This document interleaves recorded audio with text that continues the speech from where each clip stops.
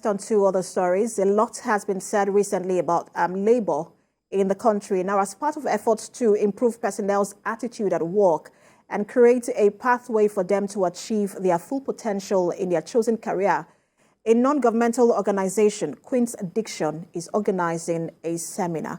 And we have joining us live in the studio the team lead of Quints Diction, Ayanfeoluwa Wole-Ojo, to tell us more about this particular event. Good to have you join us. Many thanks to you, Precious. Thank you for having me. So I know that you're very much into executive presence. So I'm going to get my result from you later after the end of this conversation on how you rate me in terms of my executive presence. Absolutely. All right. So let's talk about the right attitude to work and then the right attitude at the workplace. How significant is this when you compare it to competence? All right, let me start by saying that there are two types of job seekers. The first are people who have excellent hard skills and experiences. And the second set are people who have remarkable soft skills and attitude. Sometimes you're conflicted because you might not find both in one person and you might have to choose.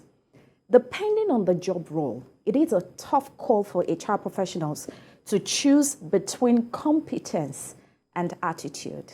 But if you ask me, I'm going to give you 3 reasons why you should choose character over skills. Number 1, job demands are evolving. You need people who can adapt to change. Adapting to change is critical because the services many organizations offer or render have changed over time. They have evolved over time.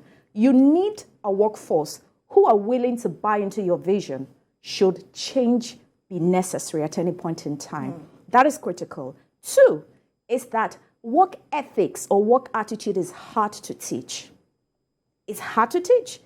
If you get someone who doesn't necessarily have the skill or the experiences, but that attitude they have can help them to quickly learn on the job, which means that you can organize crash courses, training for them that would make them quickly be able to do the job.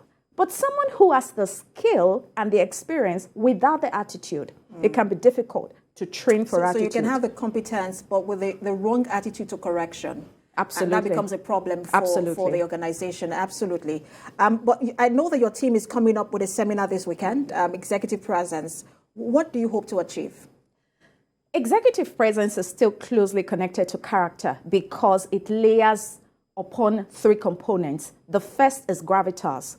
Gravitas is how you act, how you behave, which is your attitude in the workplace, how seriously people take you, how your words carry weight, and how you earn the respect of not just the people you're working with, but the people you're servicing.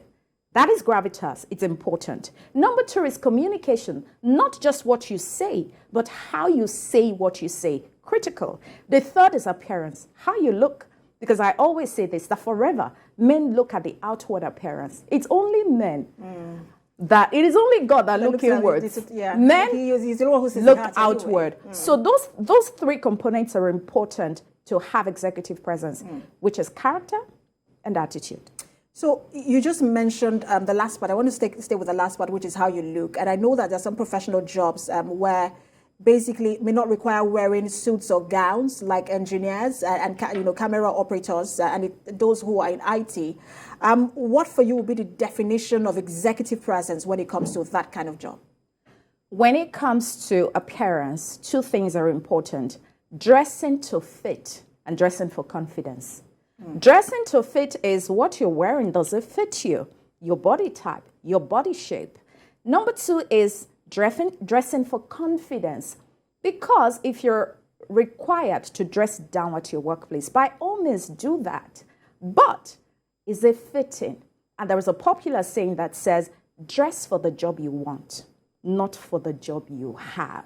Because again, forever, men look at the outward appearance. So it's important for you to dress to fit, complying with the work ethics and the work culture of your organization, being neat and dressing for the job you want, not the job you have. So, right now I'm sold. If you were selling to me right now, you know that you have me already. So talk to us about where this event is holding the date and the time? Okay, this conference is targeted at mid-level executives. And even if you're a starter, it's fine. You would learn all the ropes. It's happening in Lekki, Cedars, Lekki roundabouts. Our details are online. When you just Google executive presence, you would find all the details online on Sunday, this Sunday at 2 p.m. 2 p.m. Okay, so people would have closed from church for those who go to church. Absolutely. And so we'll have enough time to attend. I have learned a lot from you today, especially on the first part you mentioned, attitude, and I'm sure that everyone has picked something up as well. Thank you so much for talking to us.